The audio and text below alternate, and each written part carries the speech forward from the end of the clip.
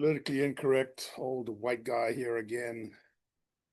I don't normally uh, record these sessions back to back, but I feel the need to say a few words about the military parade that has been a polarizing issue, and also about the ICE situation. So let's start with the military parade. On the left, people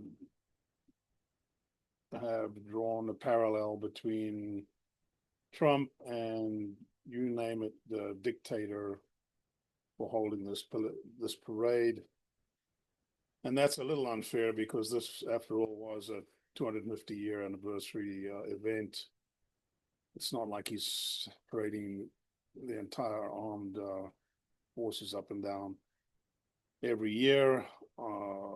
And in addition, it wasn't really set up to display the as an intimidation tactic. It really was a celebration of the history of the military, and it was interesting in and of itself.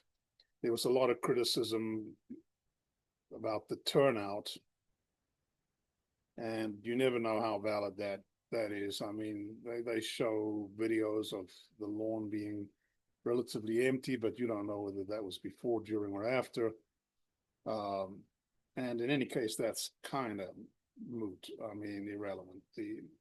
This was a television event, and I'm sure that there was, I don't know what the statistics were, someone maybe does, but I'm sure that there was a huge audience online, on TV, watching the event live. So to poo-poo the event as a flop or a waste of money because the actual physical location was not jammed to the rafters, it seems to me to be a little unfair. Having said that, as I've previously mentioned, I spent some time in the military. And what struck me is something that no one else seems to have mentioned, and that was a lot of the parade was, how shall I put it?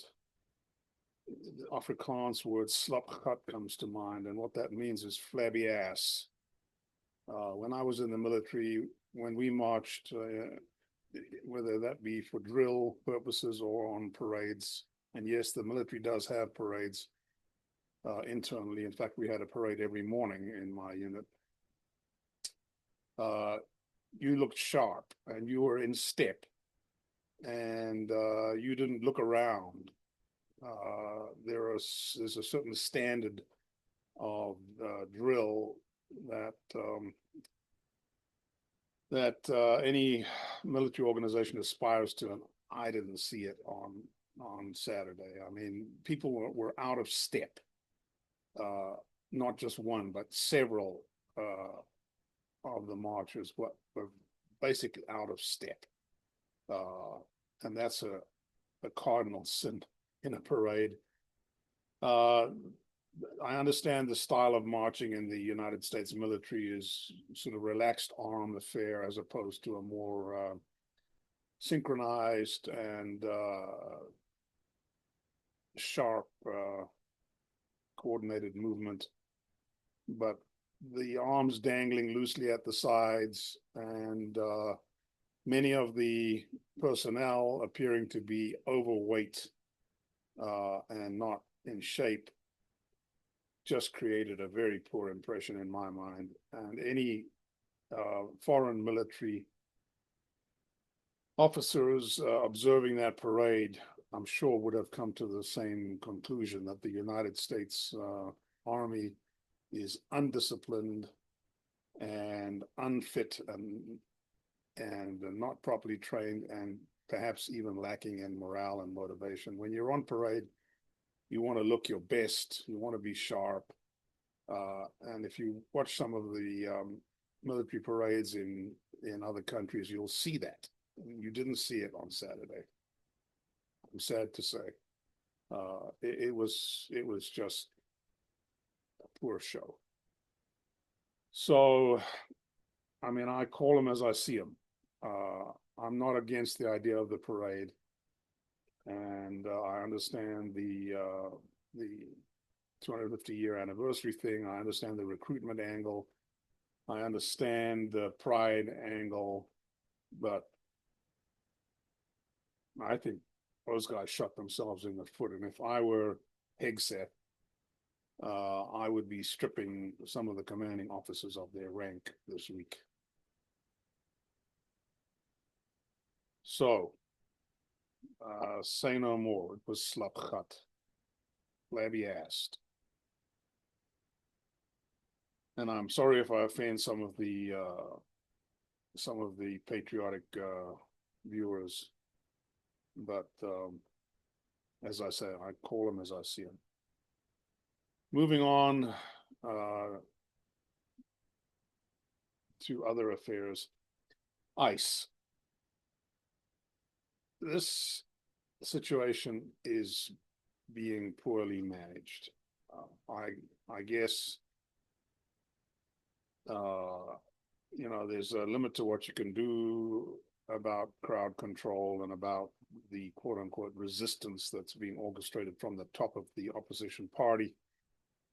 But it seems to me that ICE could conduct themselves in a more, how shall I say, discreet manner, avoid,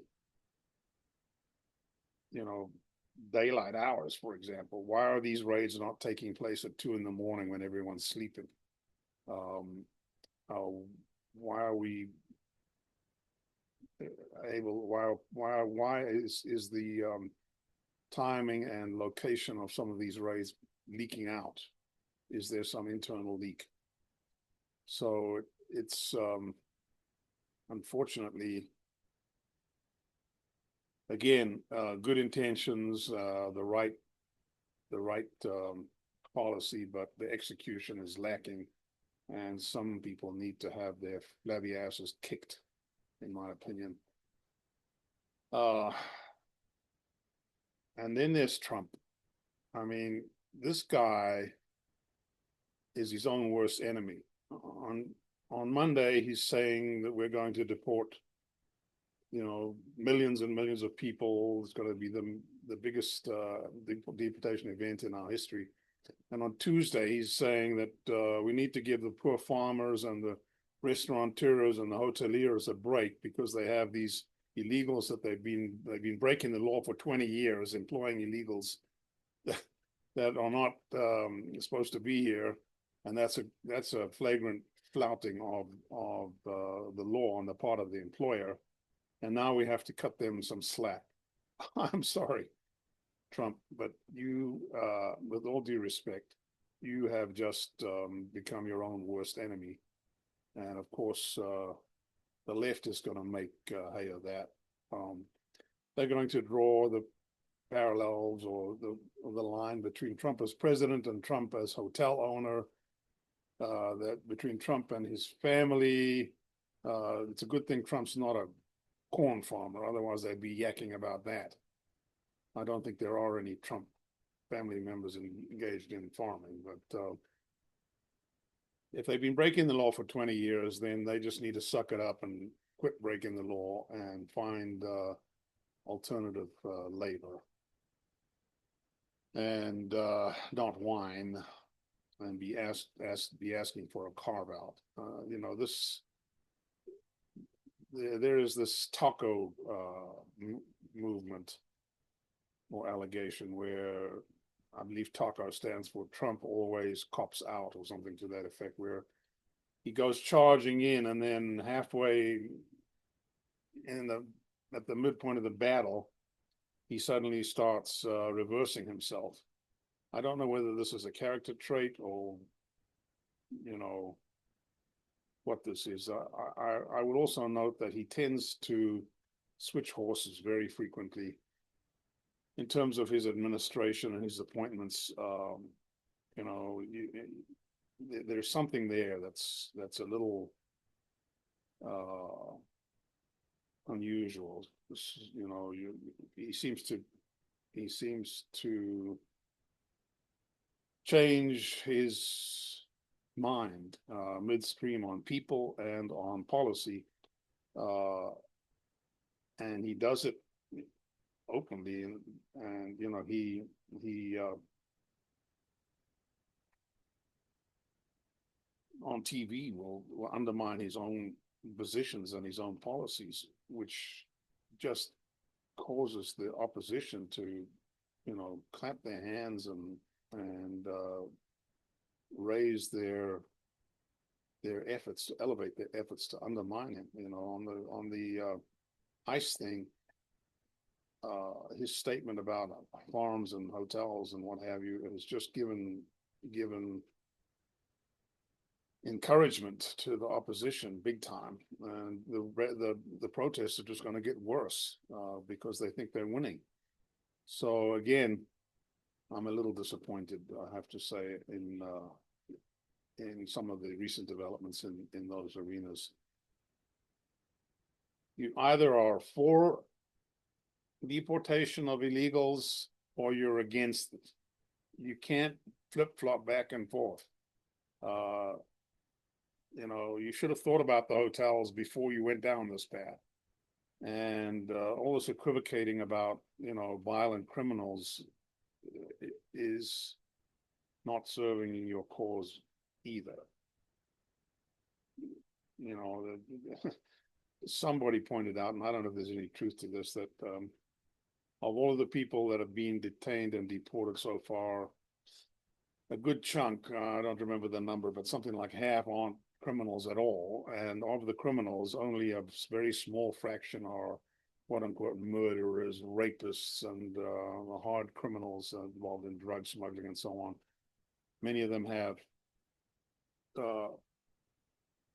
criminal records for lesser offenses that I think somebody equated to jaywalking, although that might have been in a different context. So, whatever your plan is, stick to your guns and execute. And I worry that the same thing is now going to happen with Israel and Iran. There's a lot of pressure on the administration, on Trump personally, to not commit any U.S. forces to the conflict. You can't have it both ways. You're either on Israel's side and you support them, or you're not. This sort of middle ground thing is going to cause China or Russia to step in to assist Iran, believing that the United States doesn't have the guts to commit. Creating this dissonance, creating this ambiguity is not helpful to the policy or to Israel in this business. So again, make up your freaking mind and then stick to it. Don't be undermining and second guessing yourself. This is no way to run a shooting match. So those were some additional thoughts that I felt I had to share. And please, again, if you're, don't take offense. I'm a good, solid, conservative, and I support the Republican agenda, and I support Trump as president of the United States. But yeah, as I say, I call them as I see them. So once again, thank you, and hopefully you have found this useful.